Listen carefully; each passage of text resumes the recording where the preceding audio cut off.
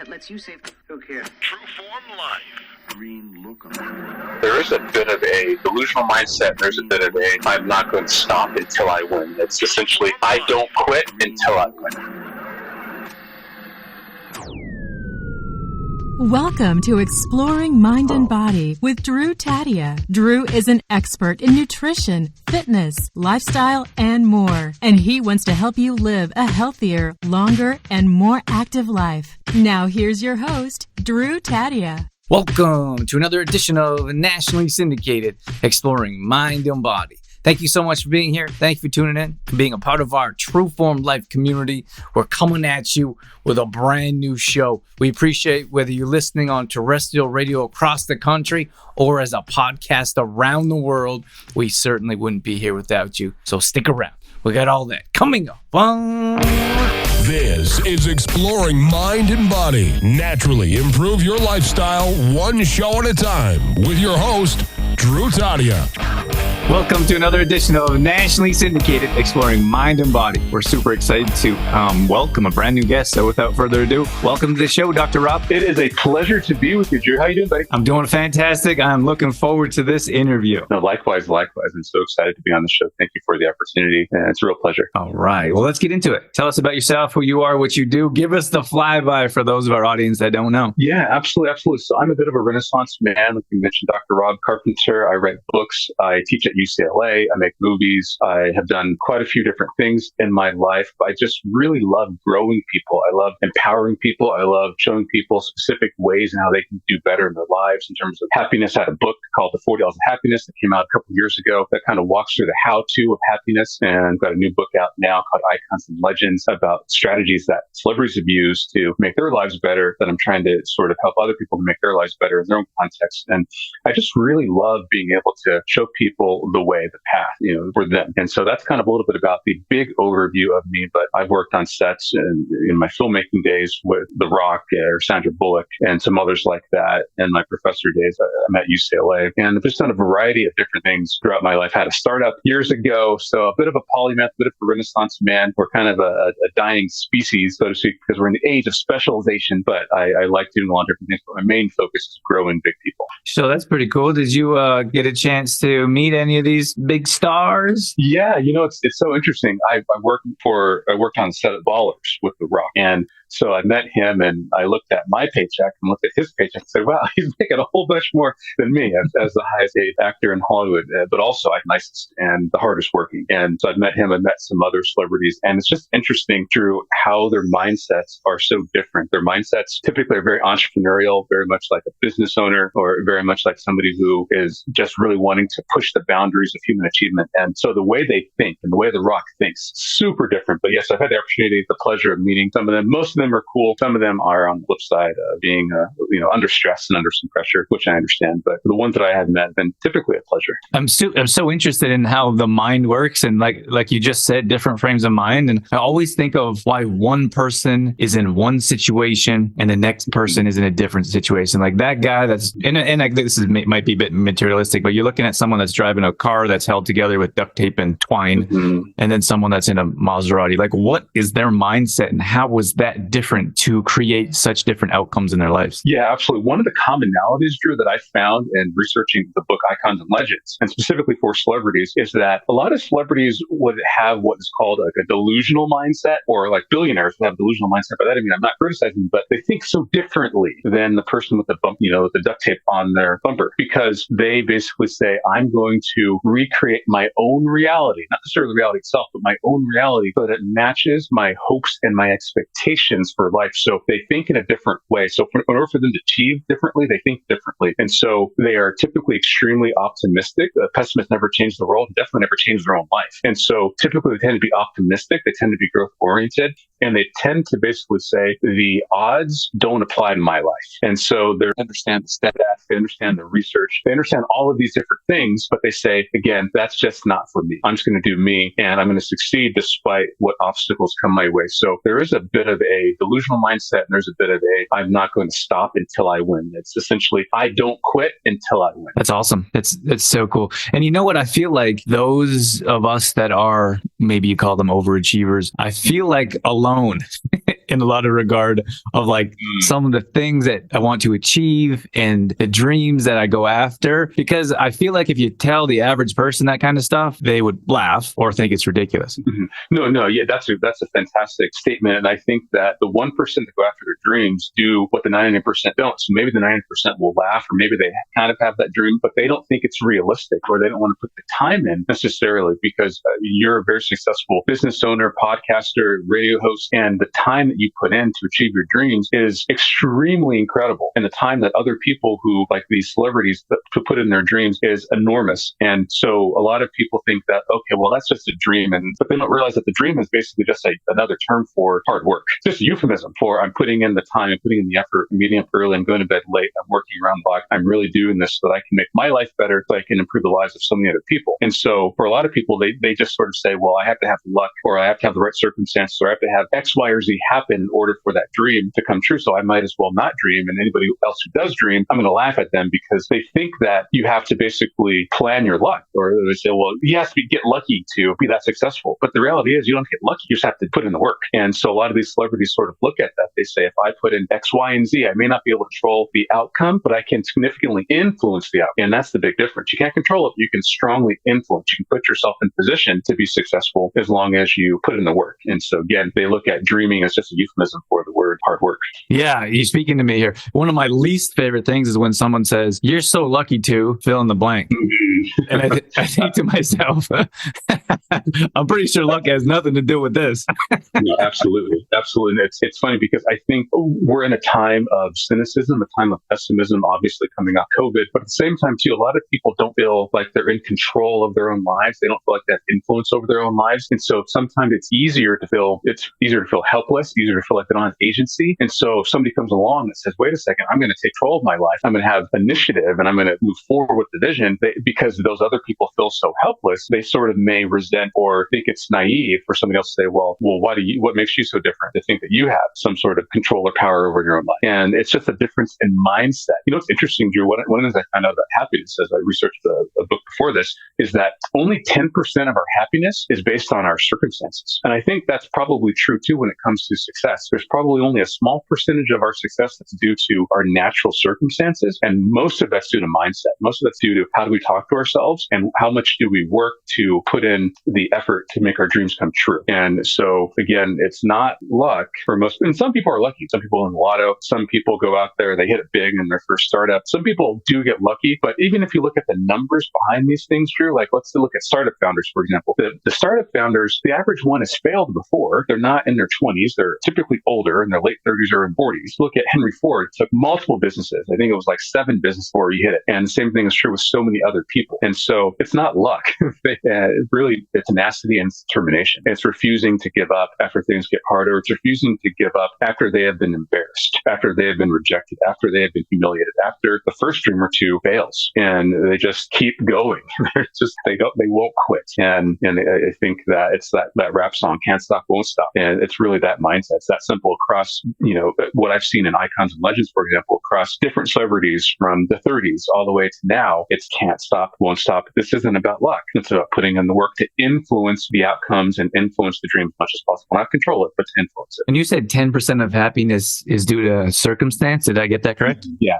So tell me a bit more. Does that mean so your circumstance of where you are in life doesn't necessarily create your overall happiness? Yeah, no, it has nothing to do with your happiness at all. So we've seen all these stories, like, for example, the founder of Starbucks, Howard Schultz. He grew up in the projects, in the hood, in the ghetto, and yet he made it out of there. And that didn't influence his success. Whereas there are other people who were born near where I live. I'm on the west side of Los Angeles, and I pass Bel Air every day on the way to work at UCLA. And some of those people end up on Skid Row, end up homeless. And a big part of that is the mindset of these folks. And same thing is true with happiness. So happiness is a state of mind. Happiness is liking yourself and being content with who you are and what you have. But so you can have nothing and be incredibly happy, or you can have everything and be incredibly unhappy, and vice versa. And same thing is true with success. And so success is not automatic. It's interesting because a lot of times people say, well, that person was just born with a silver spoon in their mouth, or that celebrity was just born with a silver spoon in their mouth. And most of the time, it's actually not the case. The hardship that celebrities or even modern day business owners have had to go through to get what they get, it's not a silver spoon. And even if they were born with a silver spoon, a lot of the research shows that they become incredibly hard workers. Like, look at Elon Musk, and not wanting to comment on his Twitter politics, etc., but he was born to a wealthy father, a wealthy family, but that man works incredibly hard. And the same thing is true of so many other entrepreneurs we know. They work. Mark Zuckerberg, born to a wealthy family. Bill Gates, born to a wealthy family. They were, whereas Steve Jobs wasn't born to a wealthy family, but they all worked incredibly hard to get to where they are. The same thing is true with mindset and happiness, that you can control your own happiness. And the biggest determinant of happiness, Drew, is if somebody thinks that they have control over some aspect of their life, they have a little bit of independence. So it can be as simple as I get the opportunity to make my bed in the morning, to control something, to having simple gratitude practices, because we know gratitude statements can rewire neurologically our brains to release feel-good chemicals in our body like dopamine. And those types of things are all these little things we can do to feel happier, instead of just say, well, I have to wait until I hit the lottery, or I have to wait until some other aspect of my life turns around in order for me to get better, in order for me to be happy. Mm-hmm.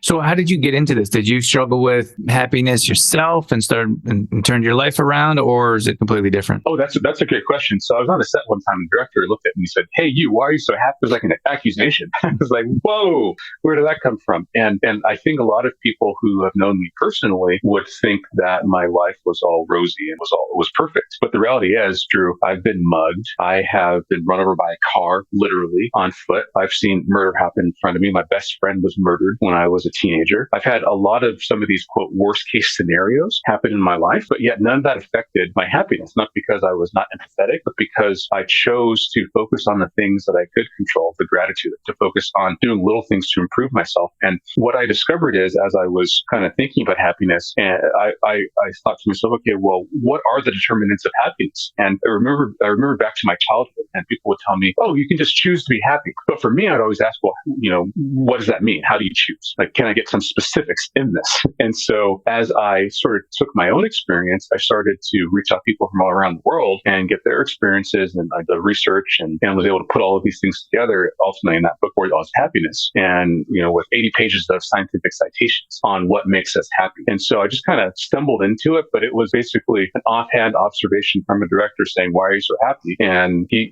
I think he himself wanted that happiness. And so I said, well, I think I need to do something about sort of codifying it and putting it together in sort of a manual, so to speak, digestible mini steps for people to improve their lives. Because sometimes we can have great circumstances, but be unhappy in our minds or relationships, or we can have great relationships, but be unhappy at work, and et cetera, et cetera. And so I put together this guide so that we can be happy in every area of our lives, in our minds, and our emotions, our relationships, and our workplaces, et cetera. And so it wasn't something that I purposely planned on doing, but it just kind of came to me, and actually writing some follow-up books on it. And I do a seminar called Happiness for High Achieving Individuals. I'm doing one at Harvard, at Georgetown, and UCLA, in the coming weeks and months. And it's just one that I'm seeing there's a big desire from people, because I think everybody wants to be happy. It's universal, but none of us have been taught the specifics for how to be happy. You think that, so these are those all Ivy League or just more prestigious types of schools? Oh, no. So this just happens to be what's coming up, but I've presented this to mental health therapists in California, hundreds of them. I presented it at school districts and everyday businesses. So this is just particular to this group of people. But, the hope is that one day I'll have a happiness retreat, so to speak, and with other folks who focus on happiness, and we'll be able to get together something broader. Right now, I'm doing seminars and presentations and books and those types of things, but it's available for everybody. Do you think that people that have more or less happy, that's a broad question, like people that have more material wealth because they have everything and they're not even able to fill that void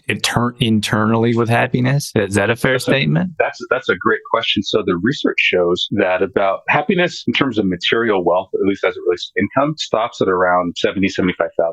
So happiness as a correlation of your income and your wealth does not increase as you go above $75,000 US dollars every year. And in fact, all sorts of studies show that people who are higher income earners tend to be more unhappy than, say, the $50,000 earner. And all sorts of studies show that typically the highest paid earners, from Wall Streeters to medical doctors, tend to have the highest unhappiness rates and tend to have the highest suicide rates professionally. Because I think They thought that achieving the material things would substitute for the void on the inside of them. And they realized that it didn't. And it created this huge cognitive dissonance. And they said, well, what else is there to do? I've achieved everything they're supposed to be. And a lot of celebrities drew fall on this as well. Unfortunately, only about 1 in 5 celebrities on all sorts of surveys state that they're happy. And it's because, again, they've achieved this material wealth and they realize there's got to be something else here. And they don't know what it is. And because it's good that we have comfortable circumstances, but comfortable circumstances won't make us happy. The United States is pretty comfortable, but it's also one of the unhappiest countries in the world. Yeah, that's so interesting. I have so many thoughts on this subject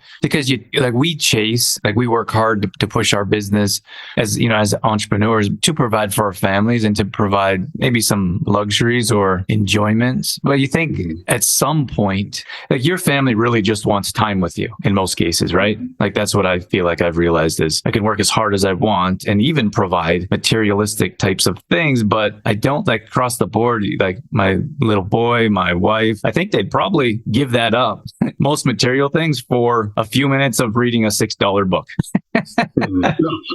Drew, I absolutely agree with you. I think the research agrees with you as well. I think that people, they just want human connection. See, we need 3 things. Human connection is one of them. We also need safety. And so I think, the 3 things that we do need, safety, human connection, but we also need goals. I think sometimes for very driven people, we overinvest in our careers and we underinvest in families. And our families are sort of saying, no, we want to be with you. We want to spend time with you. We love you. We care about you. But we think our love language, so to speak, is provision. It's providing. It's saying, hey, I've shown you all of these things and this is how daddy loves you. This is how mommy loves you. And they're saying, but we understand how you love us, but we want you to know that we want you to love us a different way. And we're like, wait a second, I don't understand that because we have defined not just our love, but we've defined our life through a narrower lens than they want us to define it through. And that's where it requires a lot of soul searching, requires a lot of empathy, of understanding their perspectives and sort of saying, actually, there's something to this. A lot of kids who are from very wealthy families, they end up resenting typically their fathers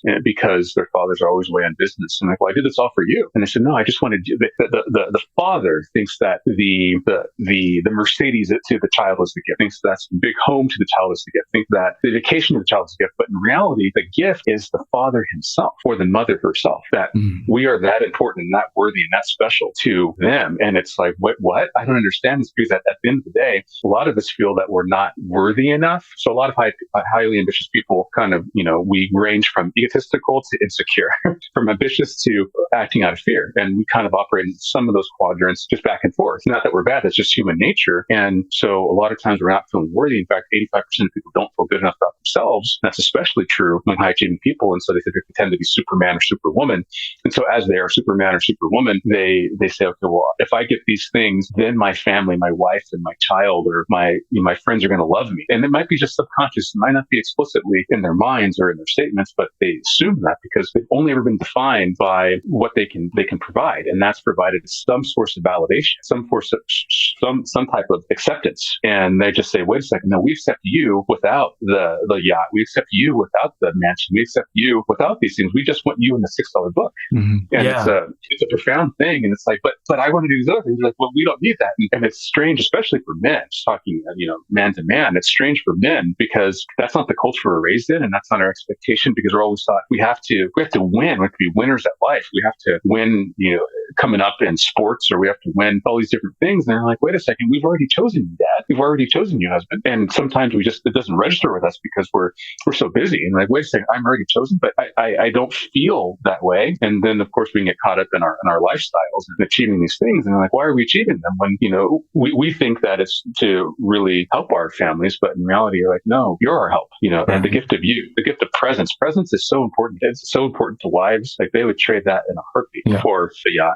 Yeah, that's so interesting. I'm really enjoying this topic because you push and push, and then you get to a point where you're like, what am I pushing for? Like, because you have everything you need, and the rest is maybe it can offer some comfort, but that like we're talking about like that time and like those moments. Like you think about those moments from your childhood. For me, it was never riding in a $150,000 car. It was the little moments with grandma when you're playing on the carpet or she's rocking you in her chair. Like it's those moments moments. Like I remember I was playing Little League and my mom and my aunt were sitting there watching, and in the rain, it was cold. I grew up in Canada. It was cold and rainy. And at that time, even at that time, I had appreciation that they came and sat in the freezing rain just to watch a 12-year-old play baseball, you know? Absolutely. So naturally and intuitively, we know that. It's funny. I'm glad that was a more positive experience I had experienced. Also positive, it was my dad and him. I played basketball growing up, and I was playing, and he thought that the ref called a stupid foul on me. And so my dad got upset and he like cursed out the ref, and the ref teed him up and threw him out of the stadium. And I was like, I just appreciated my dad. He stood up for me. It's like, nobody cares. It's a high school game.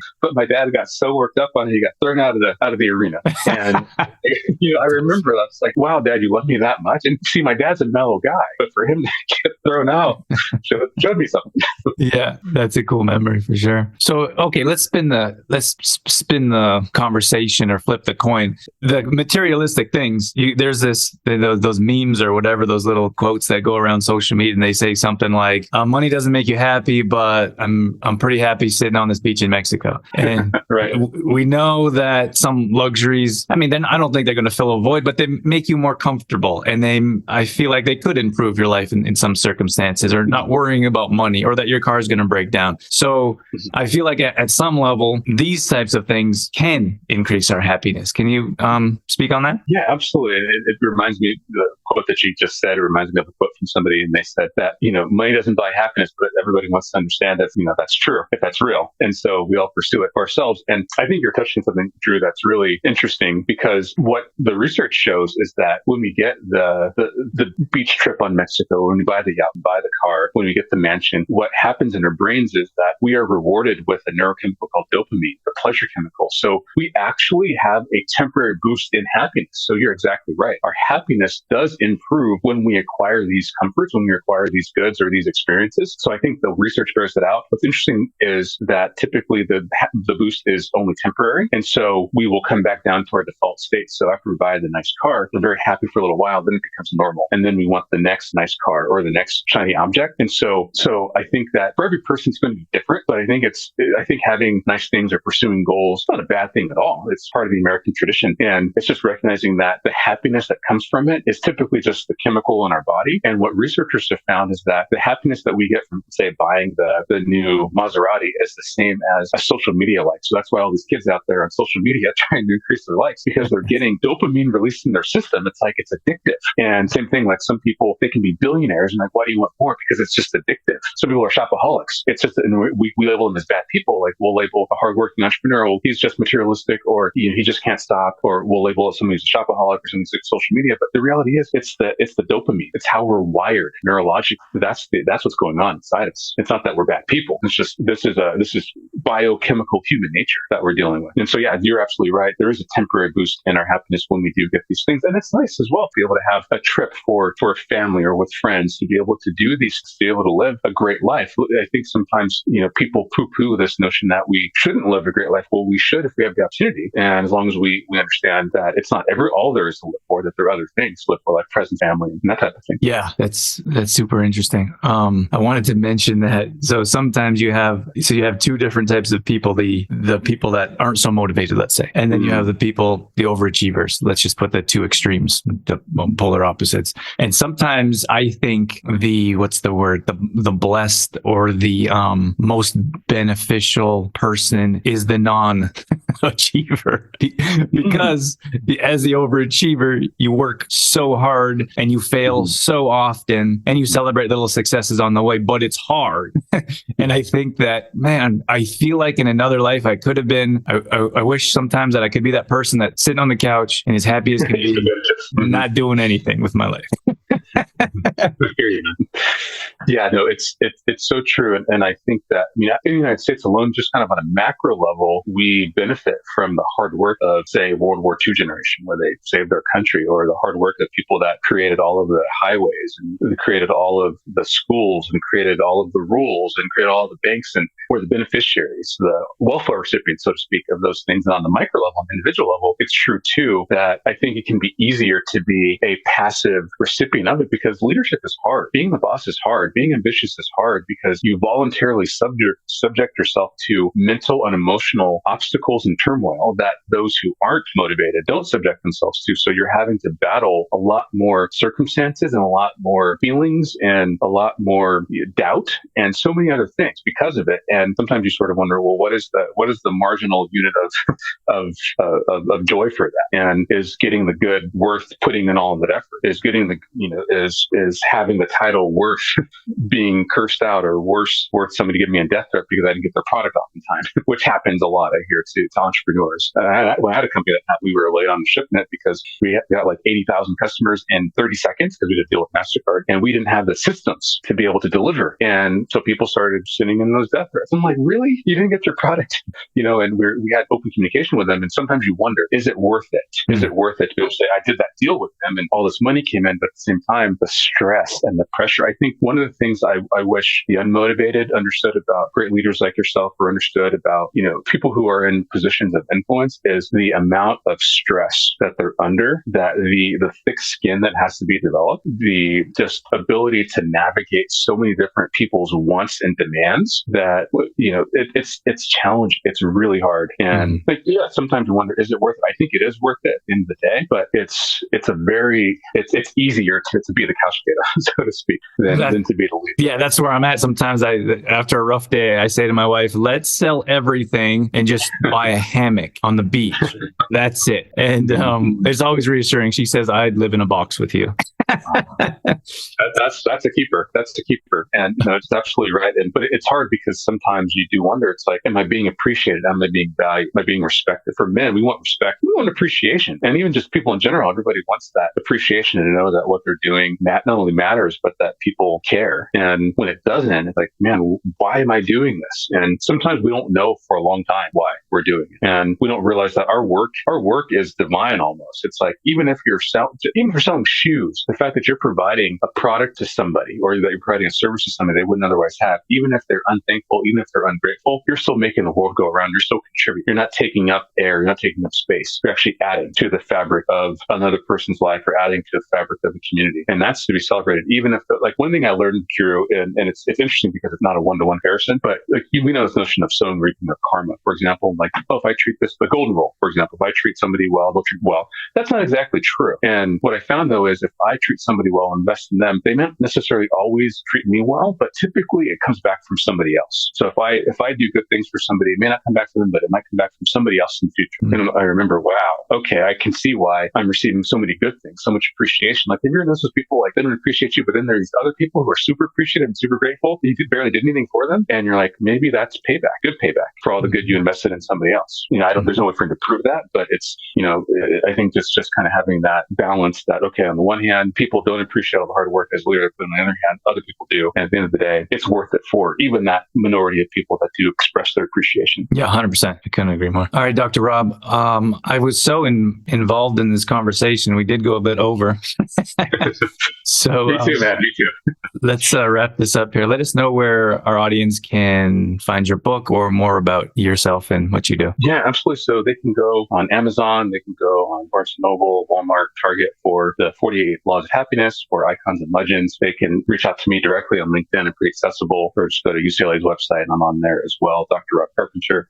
And yeah, they can reach out to me pretty quick in responding back. But yeah, just really appreciate the opportunity. And for, if there are any special listeners you have, Drew, I'd be happy to give away a free copy of the new book, Icons and Legends, to somebody if you'd like, and whatnot. But I just really appreciate the opportunity. It's been fun. And yeah, I just really applaud you for all the wonderful work you're doing, this podcast and your business. And even just as a husband and father, I truly do. I think we need more great examples like yourself out there, influencing the world for the better. That means a lot. Thank you so much. I really appreciate it. All right, Dr. Rob, that was a great interview. We're going to leave it at that. Thank you so much for your time. And we wish you all the best with your future endeavors, your book, and creating more happiness in the world. Thank you so much. Enjoy. We'll talk to you later. Okay. All right, that's going to wrap things up for this edition of Exploring Mind and Body. Once again, thank you so much for being here. Thank you for tuning in and being a part of our True Form Life community. You can always find us on facebook.com/trueformlife. We post up there a couple times a day on our story. We're always trying to bring you more content around living a healthy lifestyle, whether that be nutrition, fitness, lifestyle, and more. We also have free challenges that we do at least once a month. So if you follow us along there, you'll be able to join maybe a plank challenge or a squat challenge, Tabata challenge, whatever it may be. We'd love to have you join us. We're also on Instagram.com/DrewTadia. Again, we're posting up there a couple times a day along with our story, all dedicated to keeping you fit and healthy and on track. Our main website is trueformlife.com. If you want to check out some of our products, some of our services, or if you just want some great content from videos to blog posts and recipes and more, we got all that at trueformlife.com. Once again, thank you so much for being here. That's it. That's all I got. I'm out of here. As always, I'm your host, Drew Tadia, in health and fitness for a better world. Thanks for listening. You've been listening to Exploring Mind and Body with True Form Life's Drew Tadia, fitness expert. To find out more about the show, Drew Tadia, or to listen to past shows, visit exploringmindandbody.com.